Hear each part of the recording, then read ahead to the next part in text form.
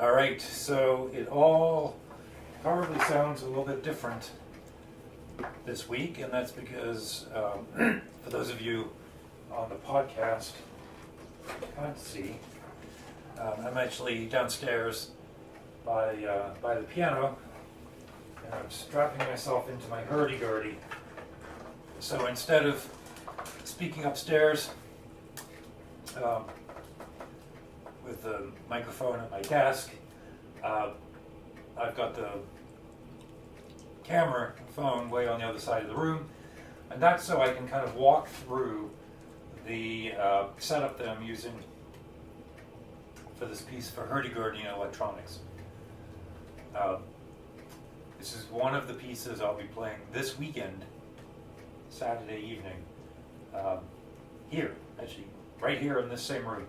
A house concert for Hurdy Gurdy and electronics. And what I'm going to do today is just talk through some of the strategies I have for that piece. I'm not going to play the whole piece. I'm going to instead talk about some of the kinds of sounds that I was interested in generating with the Hurdy Gurdy and the electronics, and walk through a little bit of the setup that I've got. The concert is going to be great. If you are in Pittsburgh and want to stop by, just drop me a note. Also on the Hurdy Gurdy, I'll be playing an arrangement of fiddle classes, music in fifths, which is coming along pretty well. It's quite an endeavor to get that piece ready for solo performance. You know, the piece itself was played originally by the Glass Ensemble, right? So they were playing on those organs, the Farfisa organ.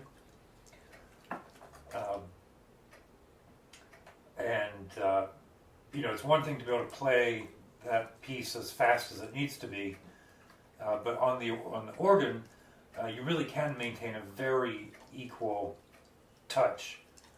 So when I played on the Hurdy Gurdy, there was a new element of like the human physiology of me playing a kind of finicky instrument. So there's phrasing when I play it, which maybe isn't intended.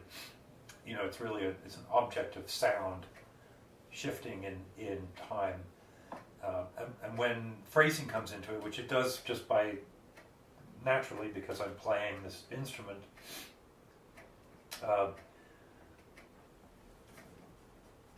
that adds it adds a peculiar structure to it that I've learned to accept, although it wasn't what I originally thought. But that idea actually of the instrument and the physicality of it is part of what I wanted to do with these electronics here, right? So one goal I have as a composer who writes for acoustic instruments and electronics, I like the idea that the electronics are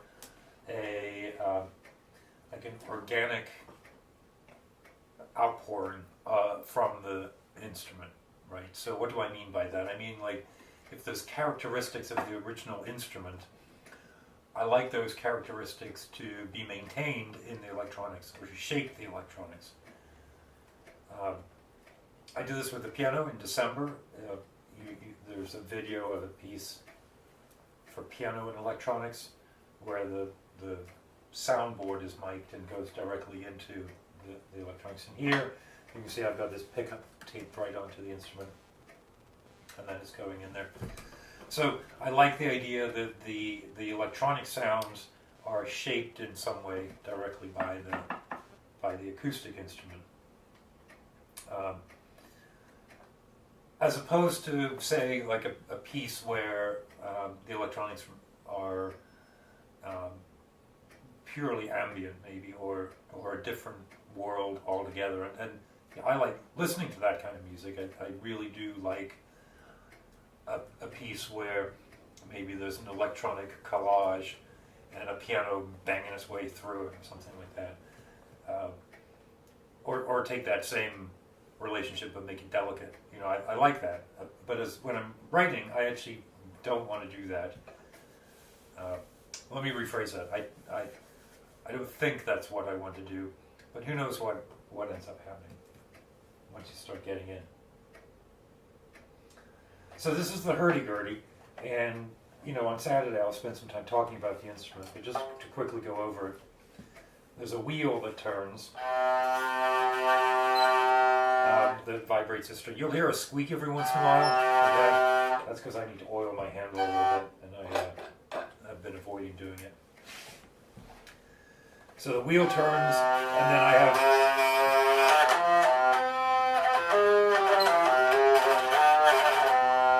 there are keys that press tangents into the string, and then that of course creates the melody. There are 2 melody strings. I actually have these tuned in fifth.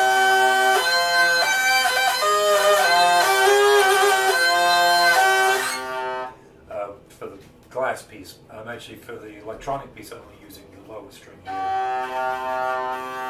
So that's 2 of them. Then there's a number of drone strings, and the one that I'm using is this. So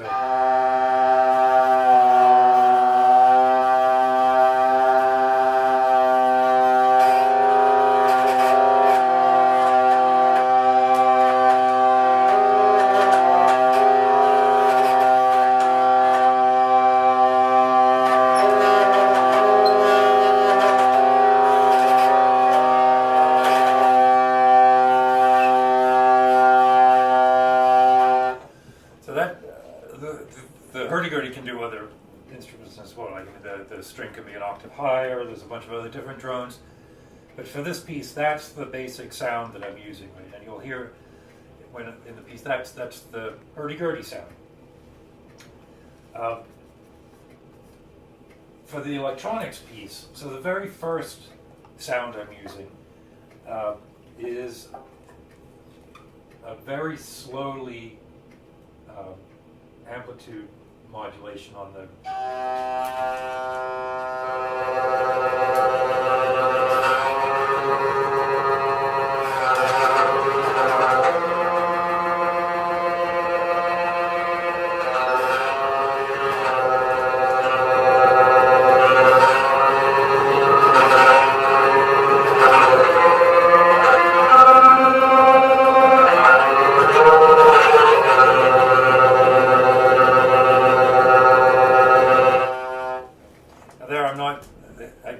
I will play that at various times like that as a melody. I didn't have the drone that time. If I add the drone in,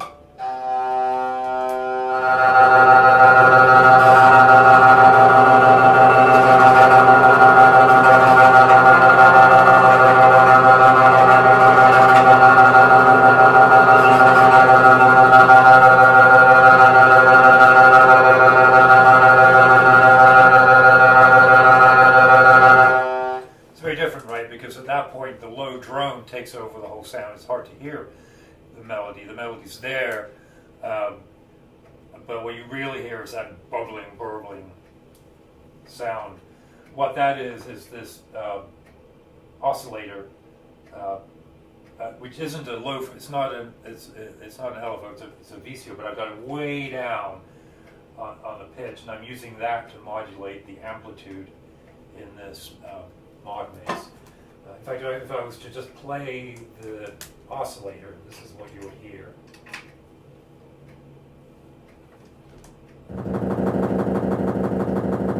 It's so low, and now I can turn it up.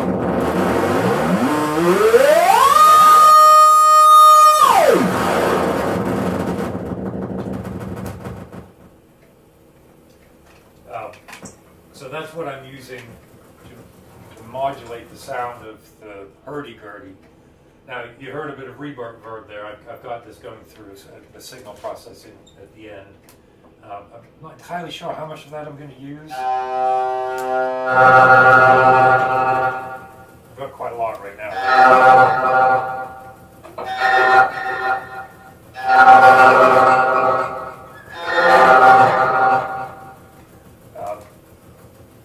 I quite like that.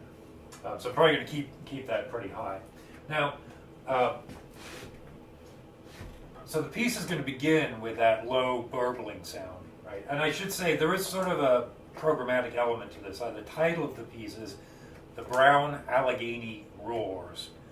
The Allegheny Mountains, of course, are just to the east of Pittsburgh, but the Allegheny River runs through Pittsburgh, and it is brown, and it does roar. So there's an element here of sort of a river. Okay, well, all right, a river. What does that mean? First, I think in the back of my mind, I'm thinking of the opening of Wagner's Rheingold with just the sweeping chordal orchestral sounds moving up and down with actually a relatively restricted pitch set with this huge sound. And as this piece, the Brown Allegheny Roars, as this piece unfolds, it becomes very noisy, very loud, and which is a characteristic of my electronic music, is that it can be a bit unrelenting in its manifestation. The other thing, of course, the hurdy-gurdy is a drone instrument, right? So the sounds that come through the amp mod and the ring mod ultimately are an extension of that drone sound. So, for example, later in the piece, I do this gesture.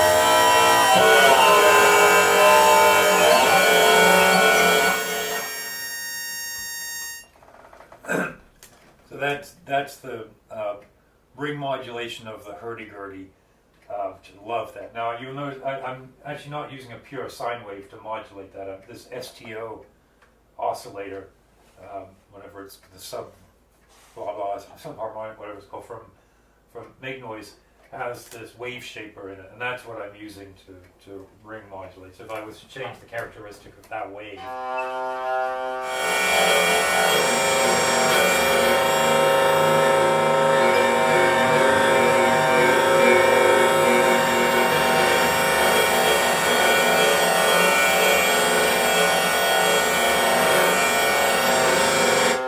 That sounds pretty freaking cool.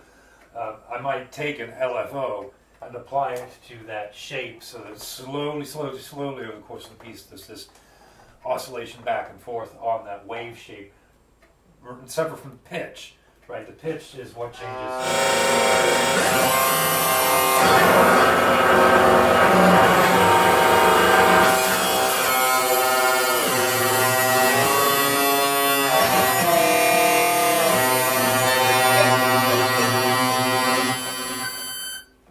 So at one point, about 2/3 of the way through the piece, the characteristic of the hurdy-gurdy changes as I slowly, manually change the pitch of the oscillator. And that's where the piece really starts to fall. So that's one part. Hurdy-gurdy, basically ring mod hurdy-gurdy with kind of this cute opening of the verbal.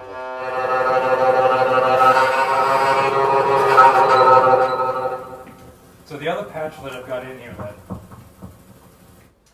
is the hurdy-gurdy going into the morphogene, which I know I've talked about a lot before, but the morphogene is a module that allows for many, it's a sampler and a splicer. It allows for some very elegant sampling techniques. So in the very beginning of the piece, once I get going, I take a short sample of that burbling melody.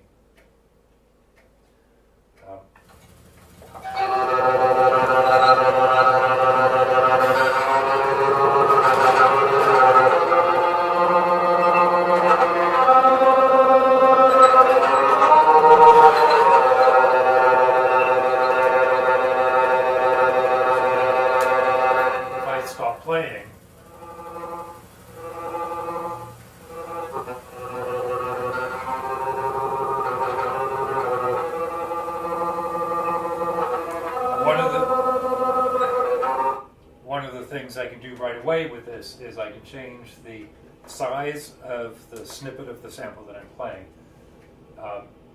So it starts by playing all of it, but here if I shorten the length, what they call the gene, but the length of the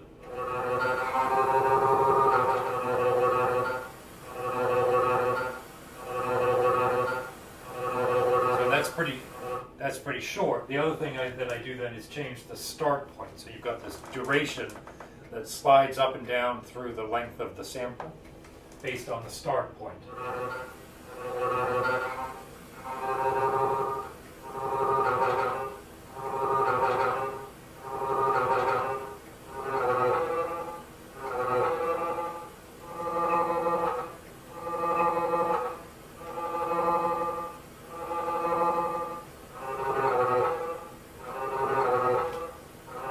So in the first part of the piece, I'm going to find, I'm going to record that in. I'm going to find a bit like that I like, right? And then I'm going to play along with it.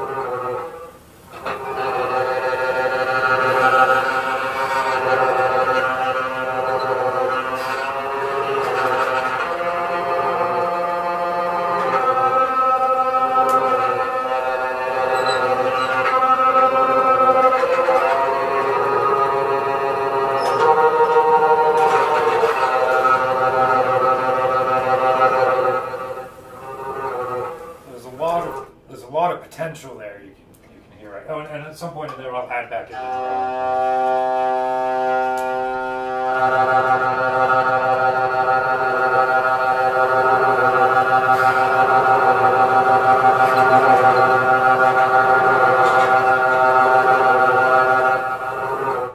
And then the last kind of big thing that happens in this is I'll take a moment and I'll really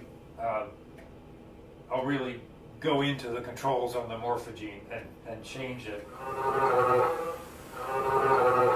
Basically, I'll shorten the duration of the gene, and I'm going to raise the pitch of it so it becomes kind of a buzzy element all of its own. It loses the original characteristic, kind of like this.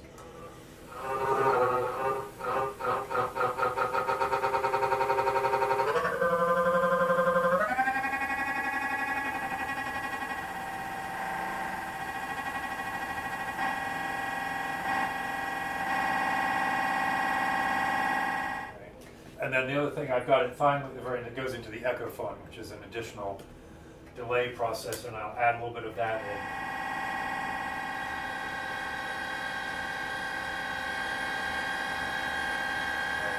So I have that sound, and then that's where I crank up the.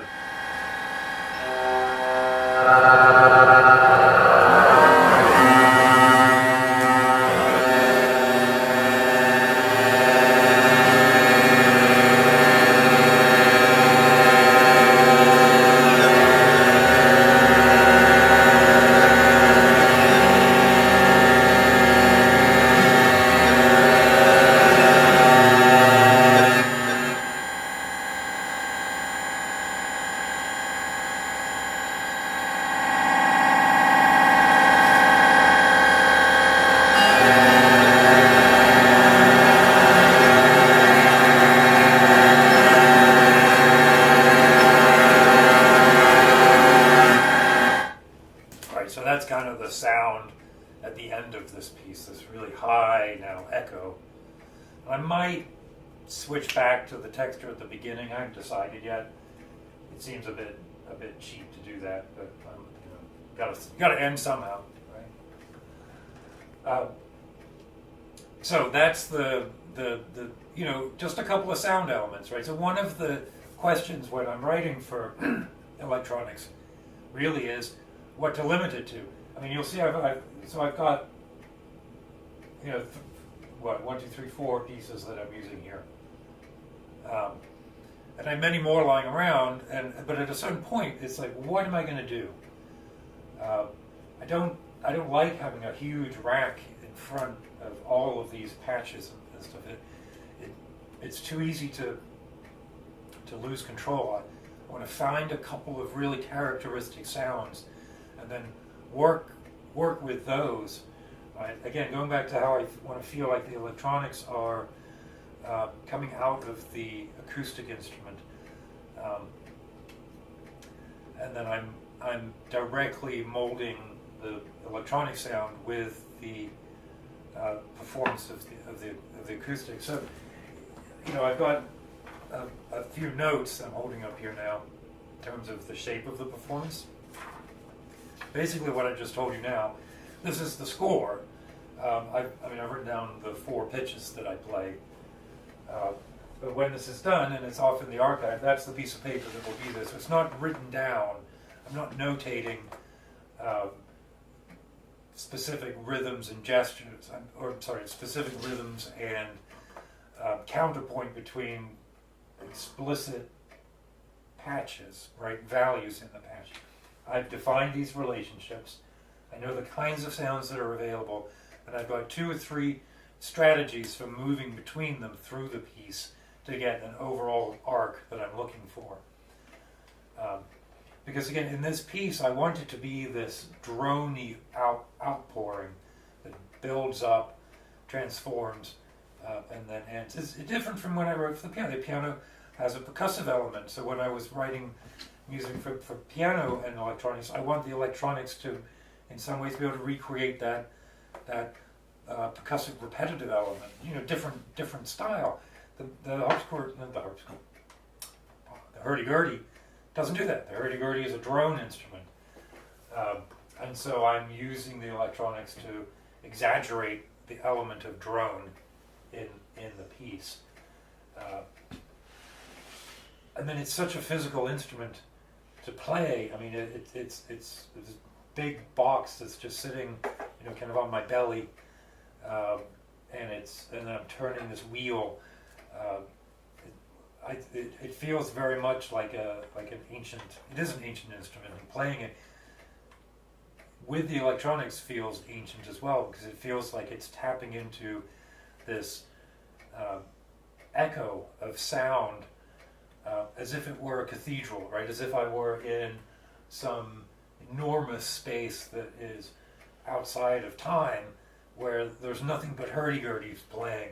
Imagine every hurdy-gurdy that has ever been played, ever, no matter what tuning, how well it was played, what they were playing, they were just playing it. It's like these waves of sound, like a river going by, right? So this is kind of the poetry of the piece, this river of sound in this cathedral of time echoing through. That's why I love electronics. You can really exercise and implement poetic form in this kind of electronics. These Euro-rack modules are